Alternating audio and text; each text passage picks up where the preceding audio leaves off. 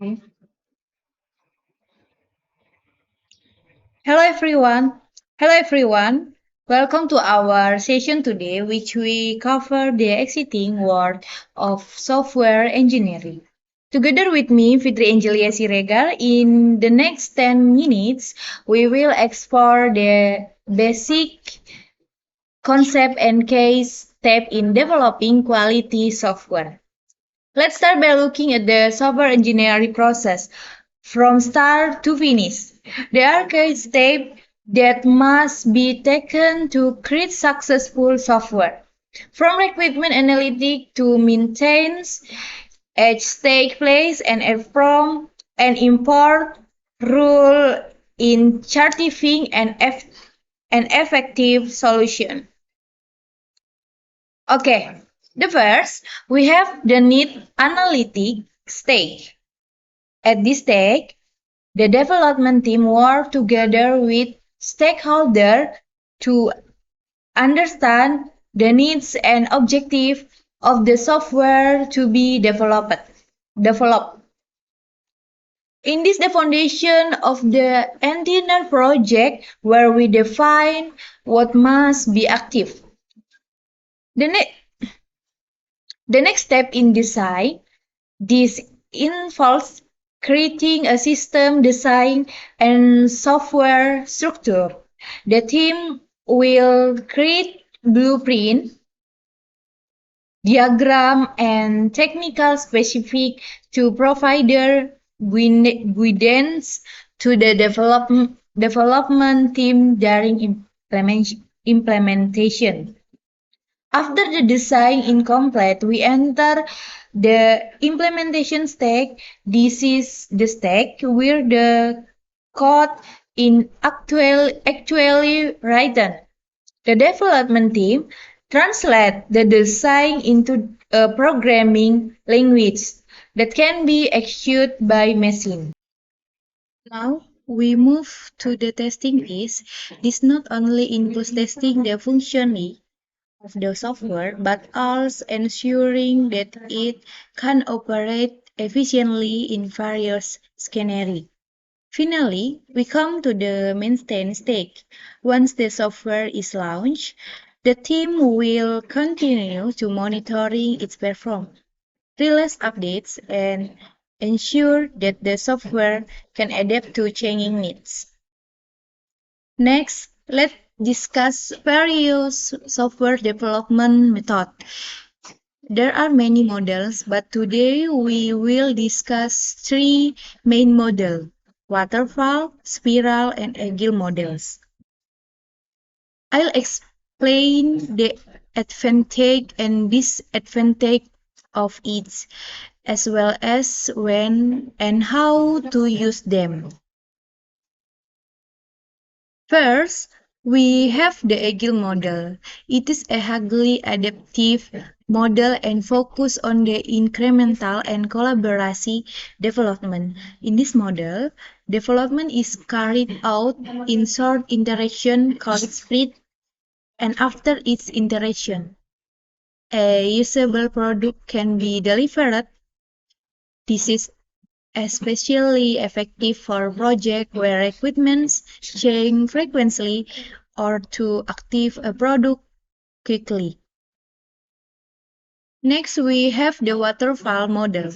This model follow a linear and sequential approach, where each piece must be complete before starting the next piece. The stack envelope analysis, the sign enveloping, design, design, implementation, testing, and maintenance. This is often considered a good approach for projects that have clear requirements and do not change much during development. Lastly, we have a spiral model. The This model combines elements of learning model and prototyping. It involves repeat cycle of planning, risk analysis, engineering, and evaluation.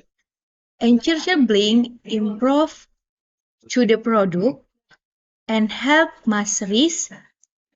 The spiral model is more flexible and is best used when project has a high level of complexity or changing requirements. The third step, which is not less important, is software testing. We will discuss different types of testing, such as functional and non-functional testing, as well as testing strategy used to ensure the quality of software before it reaches the end user. There are several types of testing that are usually carried out. Number one, function testing. Ensure that software perform a function as expected. This includes unit integration and system testing. Not function testing. Testing not function aspects such as perform security and scalability. Number three, manual vs manual testing automatic. Manual testing is performed by humans, while automatic testing uses tools and scripts to automate the testing process. Now let's discuss some commonly used testing strategies. Number one, regressional testing. Ensure the implemented change do not affect existing functionality. Number two, load testing. Measure the performance of software under a specific load to ensure that it can handle the expected number of user or transaction. Number three, security tests. Check software security to project data and avoid security vulnerabilities. The fourth, usability test. Ensure the user interface is easy to use and user-friendly. Number five, A or B testing. Comparing two versions of software or feature to see which product better resolve. It is important to remember that testing is not just the final stage in software development. It is a continuous process that occurs throughout the software life cycle to ensure continuity and continuous improvement. Finally, let's look at project management in the context of software development. We talk about project plans, resource allocation, and the important role to project managers enter in ensuring project success. Project management is the overall control over the planning, execute, and completion of a project. This is very important because, number one, managing resource. Project managing are responsible for allocating resource efficiently, including budget, labor, and time. Number two, management risk. Identify and managing project risk is an important text to